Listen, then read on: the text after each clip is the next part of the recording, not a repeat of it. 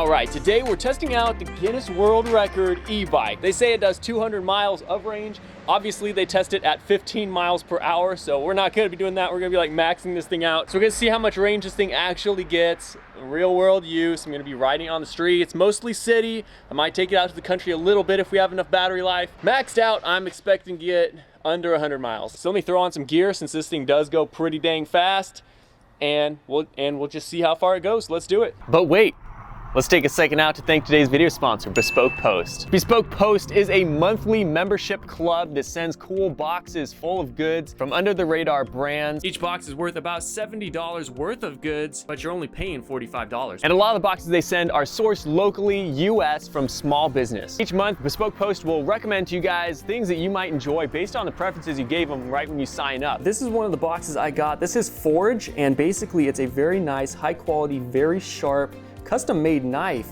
You guys can see there's a lot of detail that went into it. Crackle, and this actually has a portable fire pit in it. Very, very cool. It has a card game that I had never seen before, Campfire Stories. Basically everything you guys need for an awesome campfire experience. And this is the Weekender. It has a metal reinforced structure and overall just a very nice Weekender bag. And Bespoke Post has a wide variety to choose from. There's lots and lots of cool stuff. And you can decide if you want to keep it, swap it for a different box, or just skip the month entirely for no charge. And they are giving you 20% off your first month if you sign up today through the link in the description. So check them out today. Thank you, Bespoke Post, for sponsoring this video, but let's get back to it. And I do need to grab the remote for it because you guys remember last time, the start-stop button doesn't work.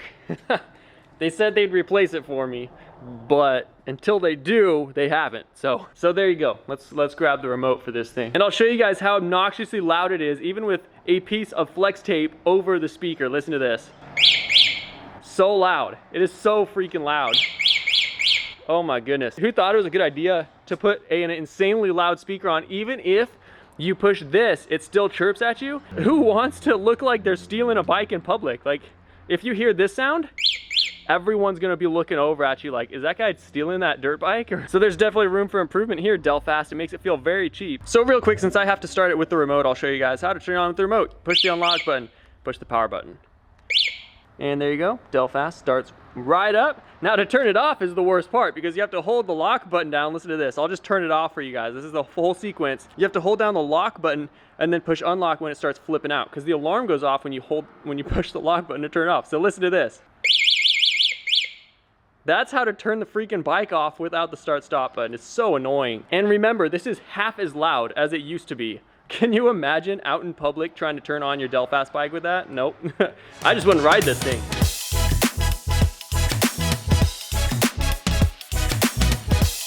All right, let's get this thing done.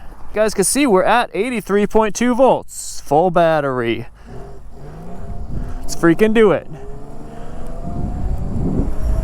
We are currently also at 3 miles on the odometer. 3.1 miles. I was at pedal that says 3. I forgot there was a pedal that says 5. I was like, this thing feels a little slower than I remember.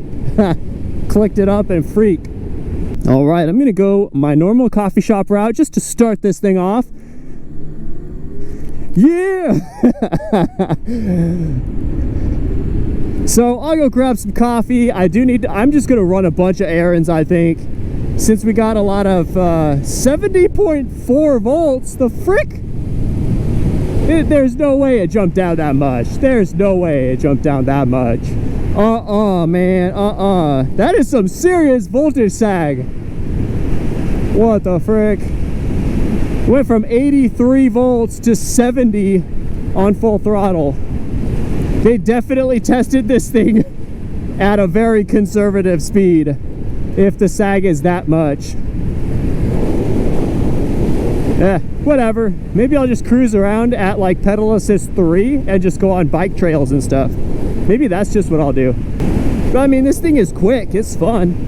Definitely. I'm just hoping the range matches that. All right, I'm gonna go a conservative speed on this bike trail here. I'm not going to go over class 3 e-bike speed here. Yeah, these mirrors here. All right, this is going to be fun. This is going to be fun. Yeah, this one. Okay. At least I can see airplanes when, you know, before they land. I will say the performance on this thing is good. I mean, brakes and everything handles very admirably. Nice smooth ride. Oh yeah. Most e-bikes on this terrain right here is like so bumpy, didn't even feel it.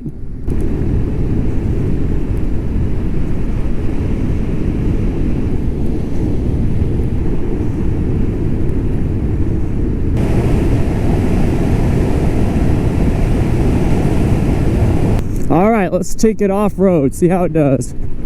Oh yeah.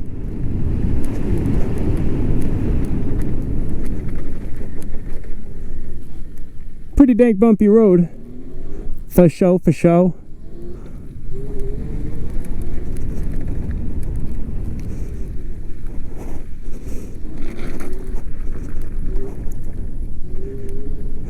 A bunch of loose gravel.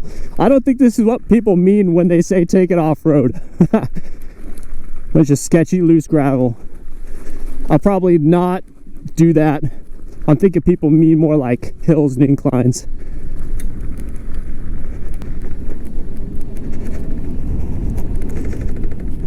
Not bad for how many bumps there really are in that road. Goodness.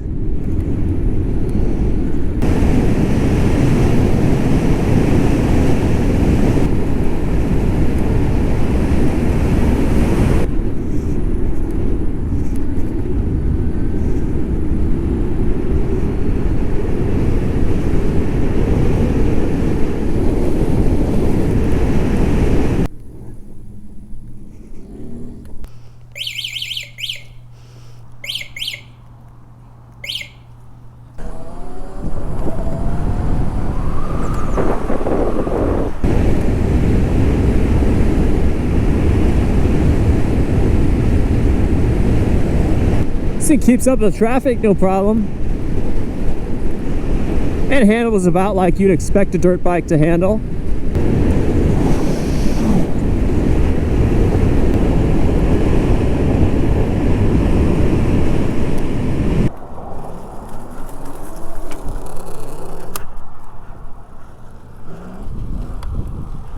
Okay, I'm gonna just try to climb this hill like no speed. I'm just gonna try to climb it. All right, so here we go, full throttle. I climbed it, but just barely. That's a pretty steep hill though, so I mean, I don't really blame it. It's a pretty steep hill, but yeah, it's not super torquey, definitely on the bottom end. I'm gonna do a little bit steeper of an incline. Oh, just barely. Yeah, well, anyway, so there you have it. It went over that. I could like ride up there with a slight small start. That's like a 45-degree angle. That's not bad.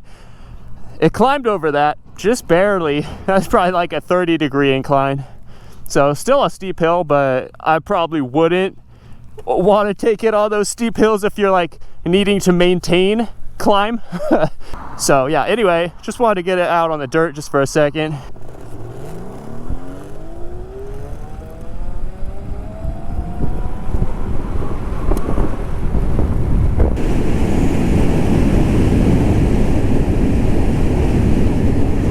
We're already on low battery.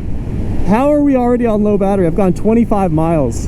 200-mile range? What?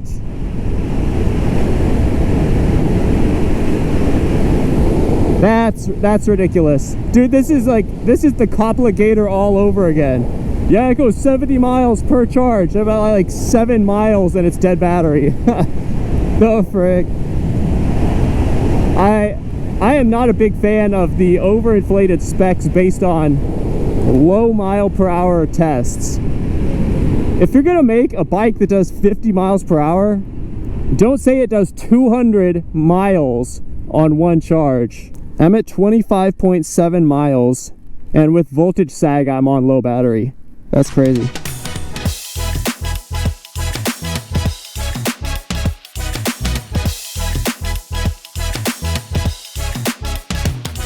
All right, well, we just made it back, And I can't not say that I'm not disappointed. Grand total, we got 42.4 miles on one charge of a Guinness World Record e-bike that they claimed does 200 miles on one charge. And I know they test it at 15 miles per hour to get that, but like, who's realistically gonna ride this 15 miles per hour? That's like slower than pedaling a normal bike. You're on a freaking electric dirt bike that does 50 miles per hour. Kind of bugs me how e-bike manufacturers, people who sell e-bikes, whatever, they market their bike being tested at such a low speed with such a light rider or even no rider. I feel like there needs to be a change where people start testing them at certain different speeds and recording those specs on their website. Instead of this saying like 200-mile range, like buy it today, 6,600, and then you only get 40 miles on it. So I feel like it needs to just be a thing where if you're selling an e-bike or you're claiming specs for your e-bikes, it needs to be claimed at a certain speed. Like you need a range of testing. Like you can get this many miles doing this speed, or we also tested it maxed out doing this many miles. I just feel like there needs to be a more clear range of how many miles you actually get when they claim specs online. Because this, obviously you think does 200 miles just riding around however you want, or at least close to that. But 40 miles is not even like a quarter of what they claim. And obviously if I was riding it a little slower, I was probably doing an average speed of maybe 30 the whole way. I was doing city riding. I even went on bike trails at 28 miles per hour on Assist 3, and I barely got 42 miles on one charge. I just feel like it's not fair to be claiming 200 miles on this thing and selling it for 6,600. And I get that it would go farther if I was doing 15 miles per hour the whole way, but nobody's gonna be doing that. So anyway, so mildly disappointed. And especially for $6,600, can't even get a working start-stop button. Yeah, for $6,600, you guys could buy like a 2016 Nissan Leaf that does like 100 miles and is a full-on car. I'm just saying, and if Delfast doesn't like what I'm saying here, they need to probably just rethink how they're pricing this and branding this. I'm just saying.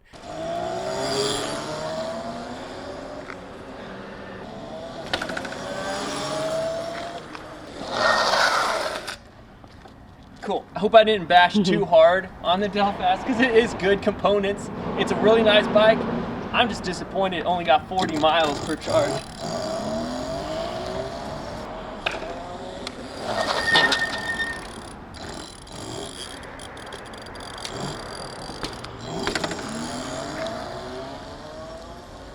I cut out again. Drop me one of these if you guys are disappointed like I am. Anyway, yeah, there you go. That's it. 40-mile range. Guinness World Record. See you next time.